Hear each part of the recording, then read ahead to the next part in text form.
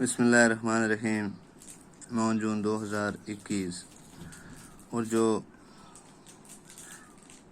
ہمارا آج ٹاپک ہے وہ ہے ڈاک انوکھی ٹکٹ کے بارے میں ہم پڑھتے تھے، آج پھر ہم اسی کو آگے لگاتار پڑھیں گے۔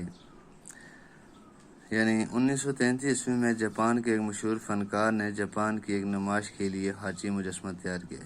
یعنی 1933 عیسوی میں جاپان کے ایک مشہور فنکار نے کیا کیا، جاپان کی ایک نشو نما کے لیے ہاچی مجسمہ تیار کیا۔ یہ مجسمہ اتنا مقبول ہوا کہ جاپانیوں نے پتل کا ویسا ہی مجسمہ بنوانے کے لیے چندہ جمع کرنا شروع کر دیا۔ جیسے ہی اس فنکار نے یہ مجسمہ بنایا تو اسی طرح وہ بہت ہی مشہور ہوا۔ یعنی جو جاپان کے لوگ تھے انہوں نے کیا کیا، پتل کا ویسا ہی ایک مجسمہ بنانے کے لیے کیا جمع کیا، چندہ، تاکہ اس کا مجسمہ شیوبا اسٹیشن کے سامنے لگوایا دیا جائے۔ یعنی جہاں وہ جس اسٹیشن پہ جا کے وہ کیا کرتا تھا، اپنے مالک کا انتظار کرتا تھا، تو اس اسٹیشن کے سامنے اس کو کیا کیا، بنا کے لگایا گیا۔ 21 اپریل 1934 عیسوی کو اس کی نقاب کشی کی گئی۔ کہا جاتا ہے کہ اس سے پہلے کسی مجسمے کی نقاب کشی کی وقت جاپان میں اتنا بڑا مجسمہ کبھی اکٹھا نہیں ہوا تھا۔ یعنی بچوں 21 اپریل 1934 عیسوی کو اس کا کیا کیا گیا، نقاب کشی کی گئی ہے نا۔ یعنی اس کو کیا کیا گیا، اس کا جو دکھایا گیا لوگوں کو ہے نا، اس کا پردہ اٹھایا گیا ہے نا۔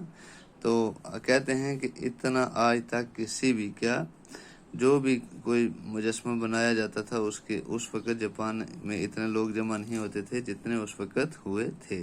پھر اسی طرح ایک مجسمہ اڈیا کے شہروں نے بنوایا، کیونکہ ہاچی ان کے شہر میں پیدا ہوا تھا۔ اب تو ہاچی کی مقبولیت کا یہ عالم تھا کہ ہاچی کے نام سے جاپانیوں نے طرح طرح کی چیزیں بنانی شروع کر دی۔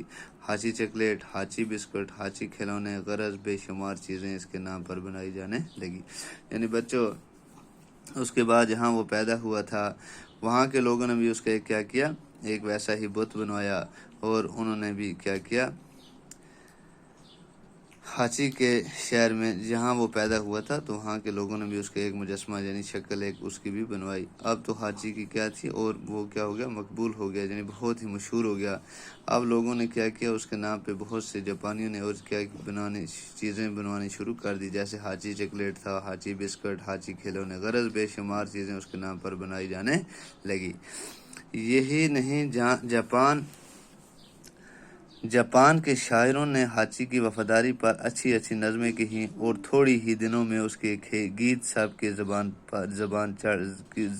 زبان چڑھ گئے، یہاں تک کہ ایک فلم میں بھی ہاچی کو پیش کیا گیا۔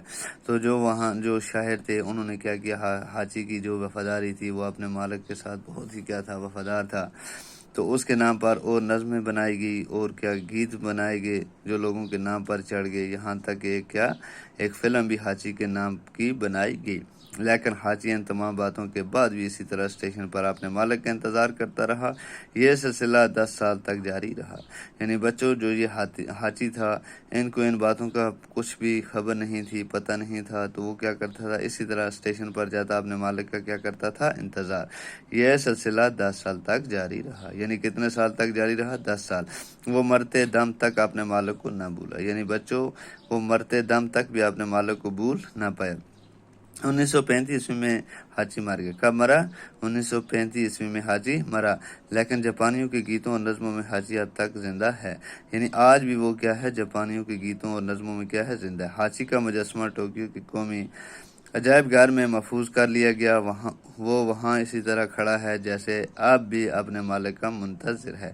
یعنی وہاں کا ایک عجائب گھر ہے، چڑیا گھر ہے، یعنی یہاں چیزیں رکھی جاتی ہیں، تو وہاں اس کا بھی کیا ہے، مجسمہ وہاں ہی رکھا ہے کہ اس طرح وہ کھڑا ہے جیسے اب بھی آپ نے کیا کرتا ہے، مالک کا انتظار۔ جاپان کی حکومت نے ہاچی کا یادگاری ٹکٹ جاری کر کے اس کی وفاداری کو آنے والی نسلوں کے لیے محفوظ کر دیا۔ یعنی بچوں جاپان کی جو حکومت ہے اس نے کیا کیا، ایک ہاچی کے نام پہ بھی ایک یادگاری ٹکٹ جاری کر کے اس کی وفاداری کو آنے والے جو بھی نسلیں ہیں ان کے لیے محفوظ کر دیا۔ تو بچوں آج ہمارا سبق پورا ہو گیا، تو اس کے بعد انشاءاللہ آنے والی کلاس میں ہم اس کے سوال لکھیں گے۔ باقی والسلام۔